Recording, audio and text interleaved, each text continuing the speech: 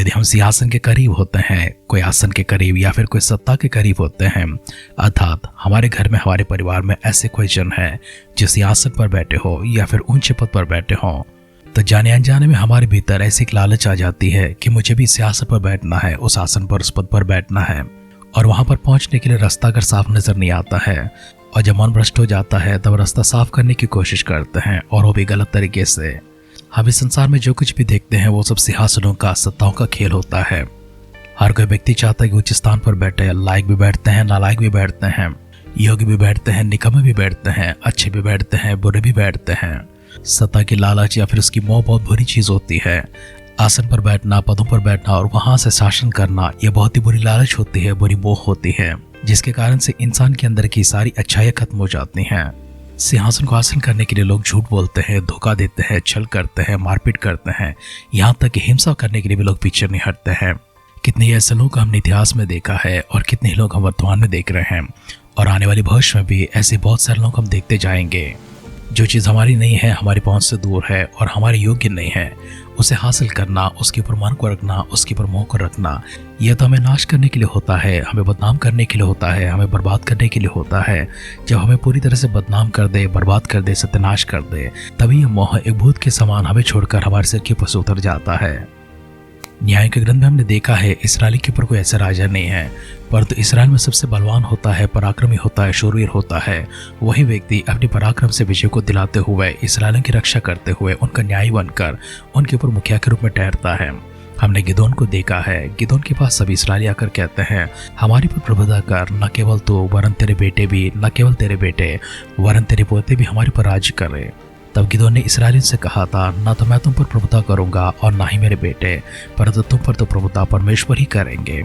यह कहकर गिदोन ने अपने आप को और अपने परिवार को उस न्याय सिंहासन से, अर्थात उस राज सिंहासन से दूर रखा था। लेकिन 40 वर्षों के लिए इस्राएली गिदोन के हाथों से ही अपनी शांति को प्राप्त करते हैं, परंतु गिदोन ने साफ साफ मना कर दिया कि वो सिंहासन पर नहीं बैठेगा और ना ही उनके बेटे बैठेंगे। इनमें से गिदोन की रखें से जन्मा हुआ शेकेम में एक बेटा भी है जिसका नाम उन्होंने अबीमेलेक दिया था। गिदोन के मरने के बाद अभी अबीमेलेक आते हैं और राज सिंहासन के लिए, अपनी सत्ता के लिए, अपनी लालच को दिखाते हैं। हमारे ध्यान में आगे बढ़ने से पहले गिदोन का बेटा अबीमेलेक आकर किस प्रकार से अपनी गलत चाल चलते हैं और इस्राएल के ऊपर प्रभुता करने की मांग को रखते हैं, जो न केवल मनुष्यों की दृष्टि में परंतु परमेश्वर की दृष्टि में भी बुरा है।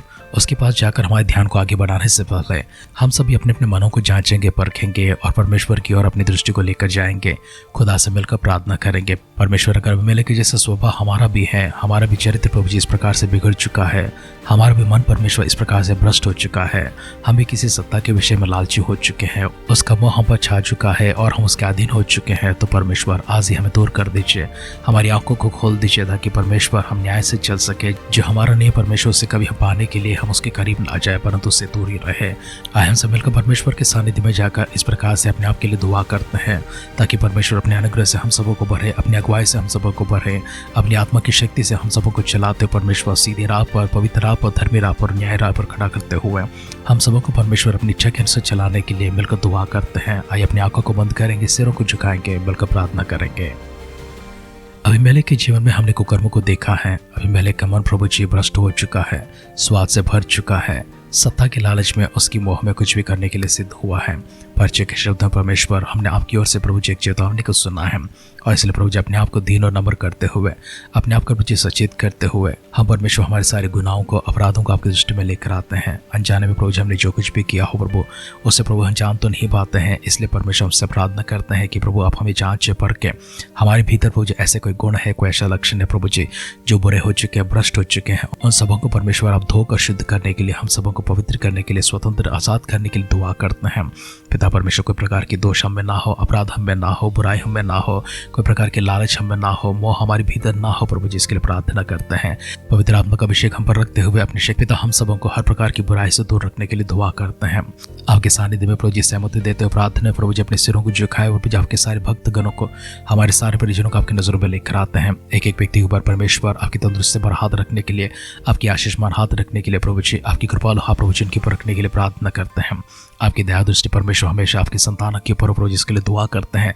इसी समय परमेश्वर अपने वचन के माध्यम से हमसे बातें करते हुए सारी मलता को प्रभु जी, सारी गंदगी को प्रभु जी, हर प्रकार के मैल को दूर करने के लिए प्रार्थना करते हैं।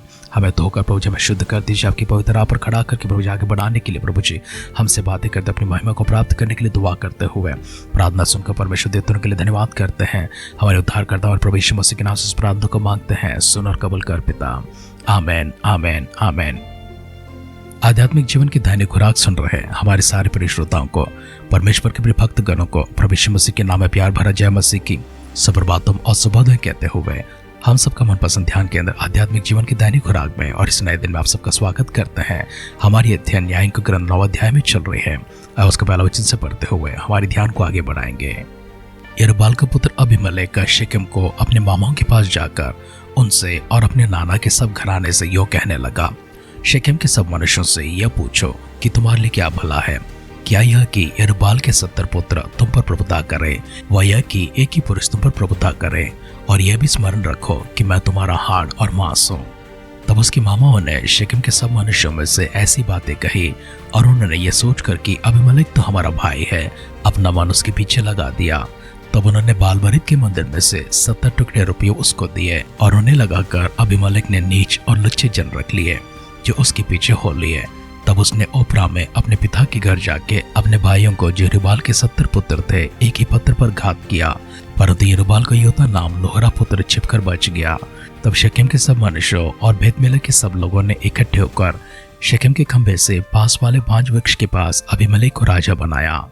इसका समाचार सुनकर योताम गरिजीम पहाड़ की चोटी पर जाकर खड़ा हुआ और ऊंचे स्वर से पुकार के कहने लगा, हे शेकेम के मनुष्यों, मेरी सुनो, इसलिए कि परमेश्वर तुम्हारी सुने। किसी युग में वृक्ष किसी का अभिषेक करके अपने पर राजा ठहराने को चले। तब उन्होंने जलपाई के वृक्ष से कहा, तू हम पर राज्य कर।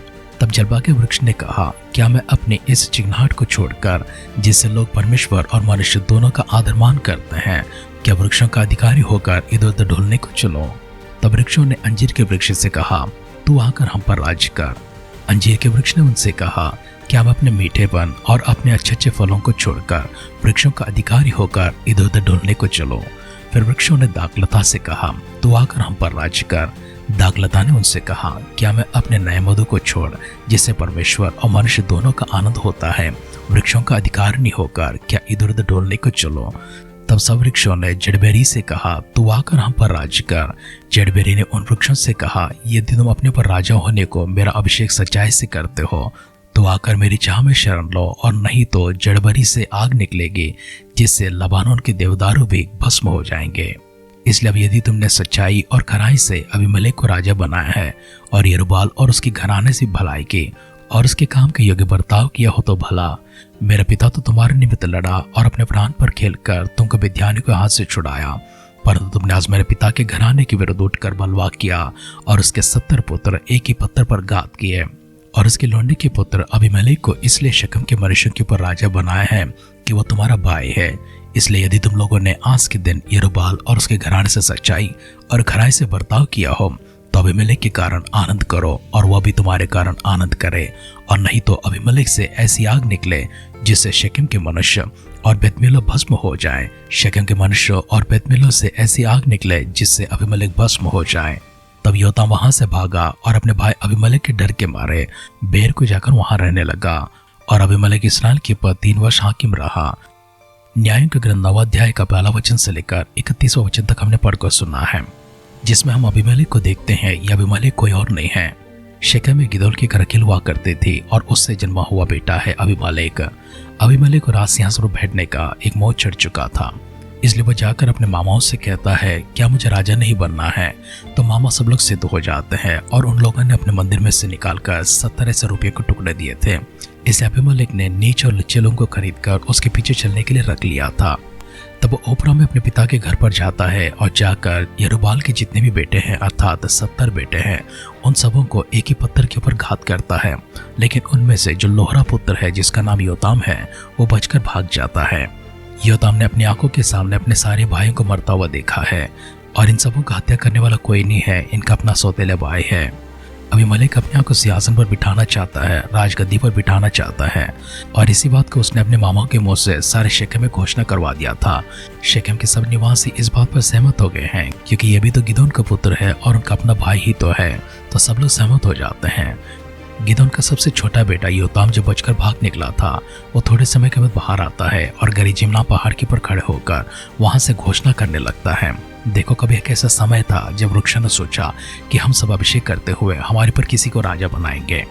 सबसे पहले उन्होंने जलपाई के वृक्ष से कहा कि तो हम पर राजा बन जा, लेकिन मैं तो परमेश्वर और मनुष्यों की आदर करने योग्य अपनी चिकनाहट को छोड़कर भला कैसे तुम्हारे साथ आकर तुम्हारे पर राजा बनकर यहाँ वहां ढो दो। उसके बाद उन्होंने अंजीर के वृक्ष से कहा था। अंजीर के वृक्ष ने भी यही कहा था, अपने मीठेपन को छोड़कर मैं क्यों भला तुम्हारे पर अधिकारिणी होकर यहाँ वहां ढोलते रहूं। उसके बाद उन्होंने दाखलता से पूछा था। दाखलता ने भी यही कहा है, मैं अपने मधु को छोड़कर जिससे परमेश्वर मनुष्य दोनों को आनंद मिलता है, क्या मैं वृक्षों के ऊपर अधिकारिणी होकर यहाँ वहां ढोलते रहूं। तो बस सब लोग जाकर जड़बरी से कहते हैं, अभी हमें कोई नहीं बचा है, तू ही हम पर राज्य कर, तू ही हमारे पर राजा हो जा, हम तुम्हारा अभिषेक करना चाहते हैं। तो जड़बरी ने उन वृक्षों से कहा, यदि तुम अपने ऊपर राजा होने को मेरा अभिषेक सच्चाई से करते हो तो आकर मेरी चाह में शरण लो। अगर ऐसा ना हो तो जड़बरी से आग निकलेगी जिससे लबानों देवदार के सब वृक्ष भस्म हो जाएंगे। जिसका अर्थ है कि कोई भी राजा बनकर अपनी मिठास को खोना नहीं चाहते हैं, क्योंकि आरंभ के शब्दों में जिस तरह से कहा गया है, राजपद जो होती है, सिंहासन जो होती है, पद की जो मोह होती है, अच्छे अच्छे गुणों को भस्म कर देती है, नाश कर देती है, भ्रष्ट कर देती है। तो इसलिए इन वृक्षों ने सोचा कि हम अपनी मिठास को नहीं खोएंगे। लेकिन जड़बेरी कहती है, यदि तुम मुझे राजा बनाना चाहते हो तो सच में आकर मेरी छाया में शरण लो। अगर ऐसा ना हुआ तो मैं तुम्हें भस्म कर दूंगी, मेरे भीतर से तुम्हारे अंदर आग निकलेगी और तुम सब लबनाओं तक भस्म हो जाओगे। जिसका मतलब है कि मेरे अंदर की दुष्टता के कारण, मेरे क्रोध के कारण, मेरी हिंसा के कारण तो सब नाश हो जाओगे। जब तक तुम मेरे साथ तो मेरी जय जयकार करते हो तब तक तुम्हारा भला होगा, ऐसा ना हुआ तो तुम्हारा सत्यानाश हो जाएगा। योताम ने तो ये सारी बातें कह दिया था, लेकिन अबीमेलेक भी अपने काम को जारी रखा था। अबीमेलेक योताम से डर जाता है और इसलिए उसके सामने से भाग जाता है, जिस कारण से इस्राएल के ऊपर 3 वर्षों तक अबीमेलेक हाकिम रहा है। परमेश्वर ने अबीमेलेक और शेकेम के मनुष्यों के बीच में बुरी आत्मा को भेजा था, जिस कारण से वे लोग अबीमेलेक का विश्वासघात करने लगे हैं।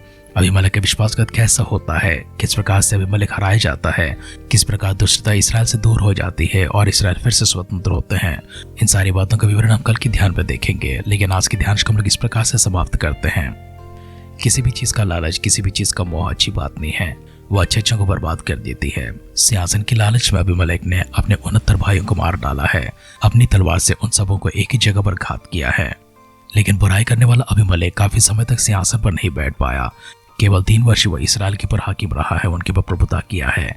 उसके बाद अबीमेलेक का अंत कैसा होता है कल के ध्यान में देखेंगे।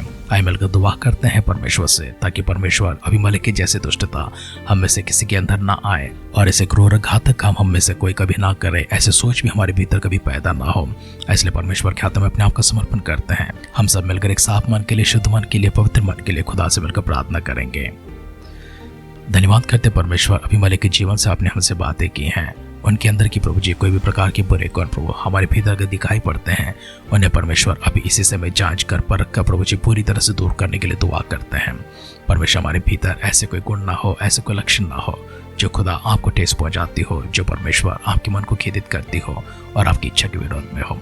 प्रार्थना करते पिता परमेश्वर एक शुद्ध पवित्र मन सबको प्रदान करने के लिए, ताकि प्रभु यीशु मसीह के बादलों के आगमन में स्वर्गलोक में हम सब लोग शामिल हो जाए। प्रार्थना सुनकर देवतों के लिए धन्यवाद करते हुए हमारे उद्धारकर्ता हमारे प्रभु यीशु मसीह के नाम से इस प्रार्थना को मांगते हैं। सुन और कबूल कर पिता, आमेन आमेन आमेन।